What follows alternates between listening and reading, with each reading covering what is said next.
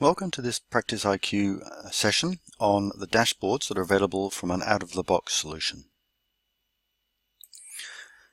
Before we get into the session proper, just a quick agenda of what we're going to cover off. First of all, we're going to have a good look at what dashboards are available out of the box and why you'd use them. We'll have a look at getting into the details, so that ability to drill through and seeing what's underneath those top-level dashboards. We're going to have a focus in on the different data sets that are directly available through these dashboards and the supporting detail and summary information that will cross things like financial data, staff, workflow, tax and CRM information. Have a quick look at the options around printing and the ability to export information into Excel to continue working. And also have a conversation around what customizations are possible and the different levels of customizations that can be applied either on initial deployment or later on after some scoping. Hopefully some of the learning outcomes you'll get from this session are to effectively know what's available across the board from the out-of-box solution and how you can potentially use those formats. Understand where to go for those different pieces of information. Obviously there's lots of different data sets and lots of different functions available through the solution. So how to pinpoint those so you're not wasting time looking at information that's not relevant to you. Obviously confirm how to print and export to Excel, and also have a better idea of what's available from a customization point of view and start the thinking around what's possible into the future using these formats. So let's get on and get on with the session.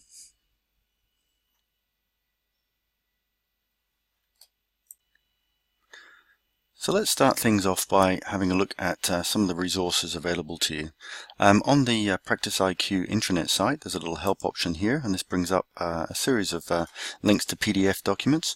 The ones that are going to help out with this session would be the user guide, and this explains actually how to use the dashboards and what functionally you need to do to get the most out of them.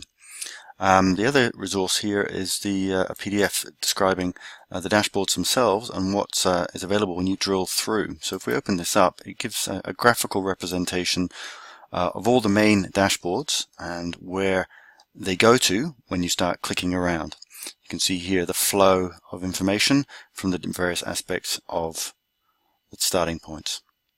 So it's a good reference point to see the underlying data that's available. We'll just refresh the site here.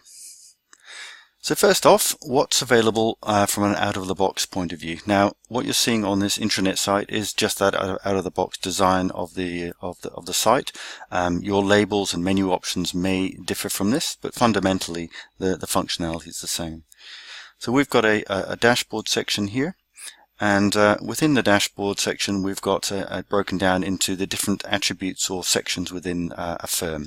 Again, these may differ depending on your database structure. We have a firm, manager, partner, staff and department there. So we start at a firm level. We go down to the third level here, and we have a series of starting points or dashboards available to us. Now, this list here will be different to what you have. Your list will be consolidated based on your requirements. So obviously an Australian firm will only have an Australian dashboard. If you utilize workflow, then we'd probably just name it firm dashboard as opposed to tax AU and workflow. But we'll choose that one as an example. And here we have the main firm dashboard. Okay, so the idea of this is really just to consolidate all the information, all the key measures out of the business, or that will come directly out of the practice management database. So this transcends staff information like utilization, input, and so on, utilization percentages, billable hours, non-billable hours, through to WIP information like fees and write-offs, and recovery, and debt information, whether it be age balances, credit notes, invoices, and so on. Now, if your firm or the practice management database also encompasses tax information, then we can make that available here. As you can see over there in that pie chart. And below that, you've got a donut chart just showing some high-level numbers around your workflow. So that, again, the idea is that this is the one-stop shop, the hub, to see how things are progressing at a very high level, but then give the opportunity to drill through to see what's affecting these high-level metrics. So an example of that would be to drill through on the utilization percentage here. By default, and out of the box, the utilization percentages in our world is billable hours over standard hours. So if you have a different utilization percentage within your firm, then this will be reflected across these reports. And that's in terms of a sort of a minor customization that can be done on the deployment of the PIQ solution. That's a prime example of what we can just put in when we deploy the solution. So we always go from that high-level KPI through to a summary of information. In this case, we're dealing with staff. We chose the whole firm, so we have a whole list of staff within the firm here. Just giving them information around standard hours, billable hours, non-billable, utilization percentage, and some monetary values as well based on those figures. We can then drill through again, in this case to Bruce Willis here, to see the actual time sheet transactions for the specific month that we selected on. Let's say June 2018 there. We choose the back button, we go back up to the top. So on this firm dashboard here, we focus in on utilization percentage, and this top chart is the same sort of thing. These charts have been designed to do a rolling 12-month across the different data sets. So what you can do is use this as a navigational tool to go back in time to see exactly the same information over the months. So if we drill through to January, we have exactly the same filter format or summary format, but this time filtered for January. Once we're in these summary reports, we do have the ability to break them down even further. So it's well worth choosing this little option anytime you go into a summary report or a list report and see what's available in terms of additional parameters selections. So in this case, we're dealing with staff. We have our staff attributes thrown at this, so we have staff partners, managers, and departments. And we have different time-based options as well. So you can choose a different month from here and sort of start working within this environment as you wish. A couple of different views as well. So we have a year-to-date view and period-to-date view. Anytime you make a selection here, make sure you hit the View button to refresh the report. And again, we have that drill-through option to the detail if need be. So other aspects of this top-level dashboard, we're dealing with WIP information and debt information. So if you click on or hover over a WIP measure, for example total input, we can then select that and we drill through to a different summary report. In this case, it is a WIP movement report by debtor. If we choose the parameter options again, you can see we're dealing with matter-based parameters at this point. So you can slice the data or filter the data by each parameter. Again, we have different views. In this case, because we're dealing with WIP, we've got an aged analysis view and also a year-to-date view. Because we drilled through on an input matter, it has automatically filtered this report to only show debtors where there is valid input. But you could choose to show where it's fees, write-offs, or all for that matter. Same principle applies as to the staff report we looked at before. You've got the ability to drill through, in this case to another summary report. So these are the matters associated with that debtor, and you can drill through again to the transactional information underneath that. So for the month, we can see all the production. So basically the timesheet information's gone in, the disbursements, a billing summary, and the billing detail. If there are any narrations associated with this time, then you can hover over and see that associated information. We go back up to our top levels. Okay. So that was a WIP measure. If we go through to the same thing but filter that summary report by fees there or write-offs, and same for the recovery. From a debt point of view, if you click on a debt measure, which we'll try here, we have a debt aging report. You can see it's defaulted to the aged view, okay, in this case. And you can see the data there and the aged balances going through from current through to closing. And again, the central section here around the charts, it gives you that ability to go back in time over the last 12 months and see exactly the same formats but filtered for that time. Okay. Over on the right-hand side here, as I pointed out previously, we've got an entry point for our tax and workflow information. So at a very high level, it gives you stats and numbers based on the returns in the system, and it gives you the ability to drill through to the detail. So this is a summary report for tax returns. One thing to look out for, which is quite useful, is the count on these summary reports. So quite quickly you can see the numbers involved, because potentially there's quite a few pages here. Once you're in here, you can then drill through again to the detail. So you're seeing a pattern here. No matter what high-level KPI you click on, it drills through to a summary and then into detail.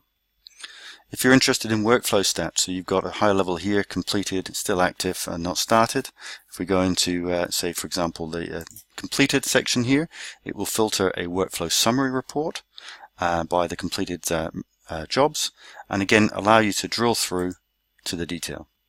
Okay, so within this detail you've actually got an extra level. So from a workflow job or a matter, you've got all the underlying data and metadata and information on this matter, the totals from a financial point of view, a turnaround figure, the workflow in detail, so you can actually see who's worked on it, the dates involved, whether on time or not, on budget or not, and you can drill through all the way to the timesheet transactions that have been applied across all the staff who'd worked on that specific matter. Okay. So just jumping back up to the start. So this firm dashboard is typical of the dashboards available to you in the out-of-the-box solution. It's seen as a starting point and a sort of a navigational aid into the relevant pieces of information for you to make decisions.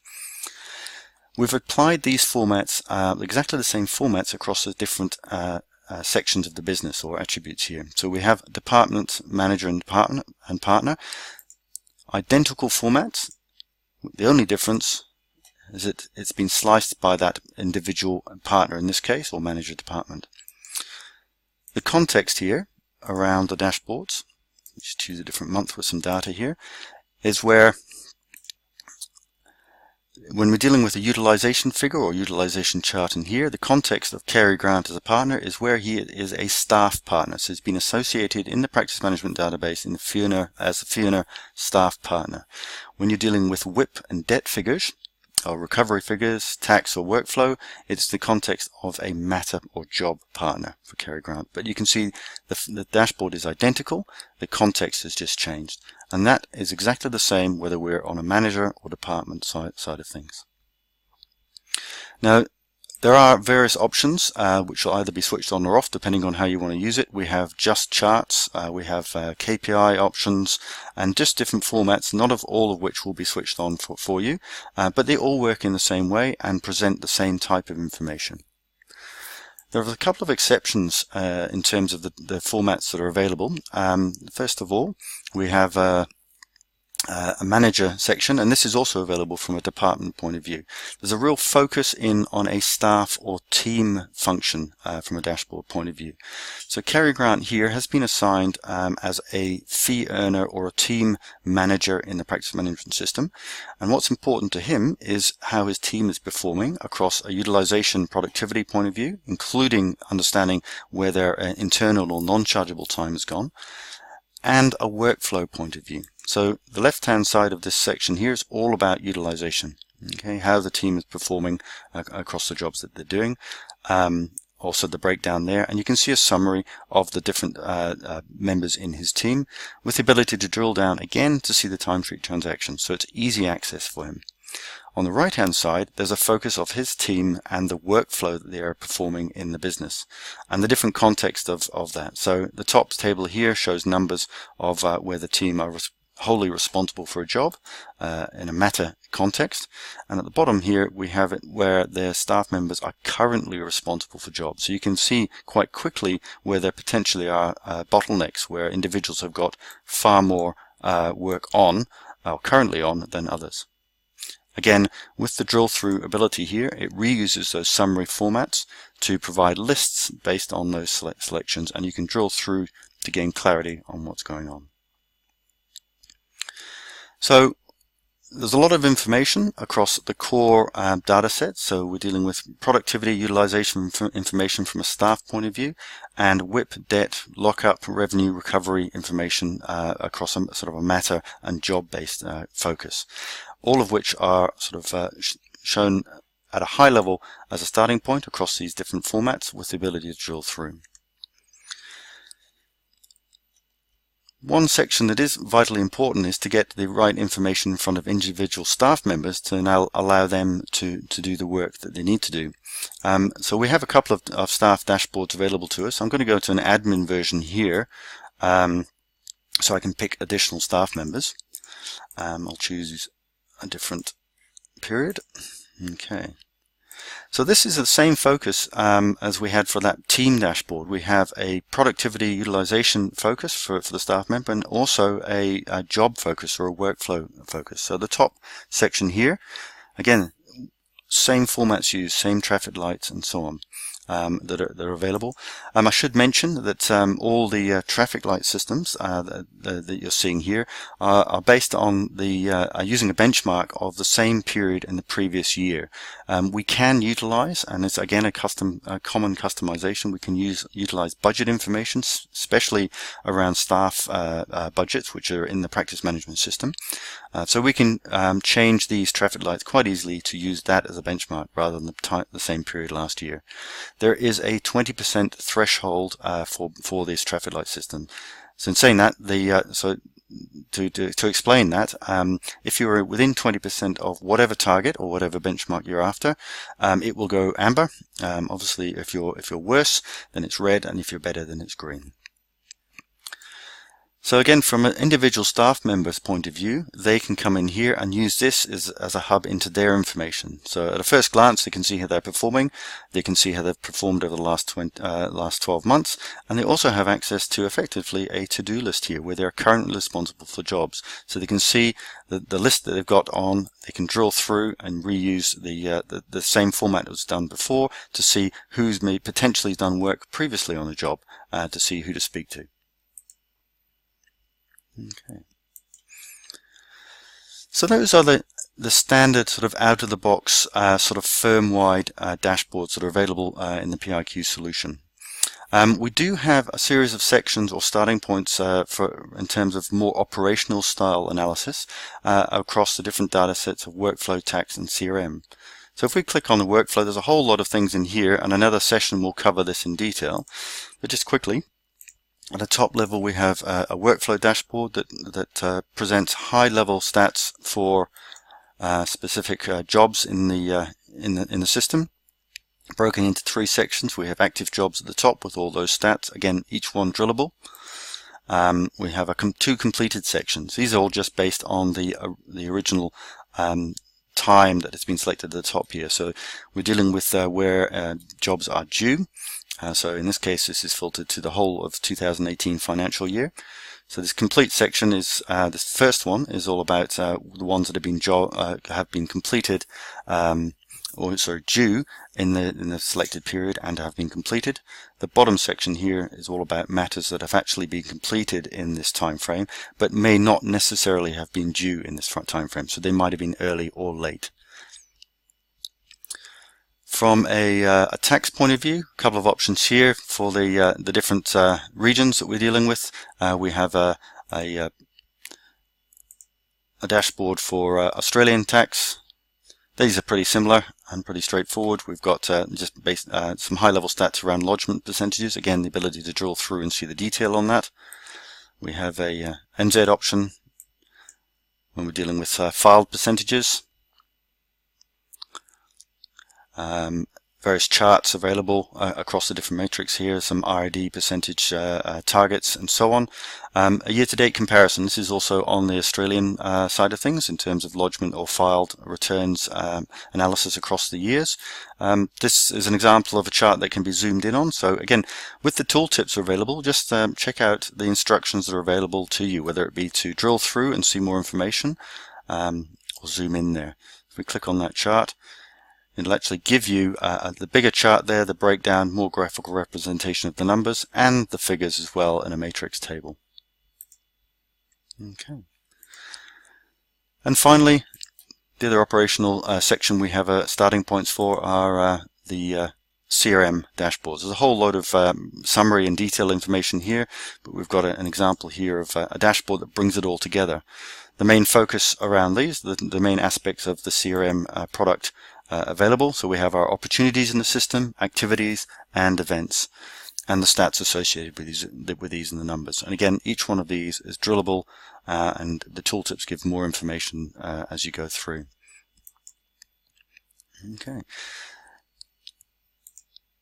Now, when it comes to rendering this information, for example, printing and so on, there's a few options.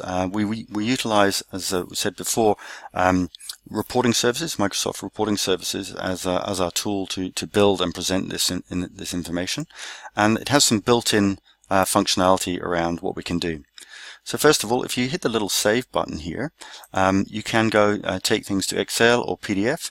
If you want to print directly, you can do there, but I tend to prefer to go to the PDF option first, because then you can then see what's being printed. And you can see here, nicely formatted there, and you can then go ahead and print accordingly. If you happen to be on a summary report, to be more relevant, you can take these high-level dashboards to Excel if you want, but in terms of additional manipulation and continuing working with the data, these summary reports are far better for that. You can choose to go to Excel, and we just open that up into Excel there. Enable the sheet, and see we just continue working as we did before. We can do some smarts like we'll just create a table out of this information. Just change my headers down to, there we are, oops.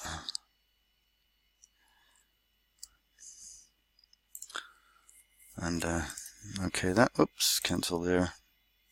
Let's do that again. I think I overtyped it incorrectly. There we are. Okay, so you can see here we've built a table out of that data set, and you can start filtering and working in Excel and doing what you like.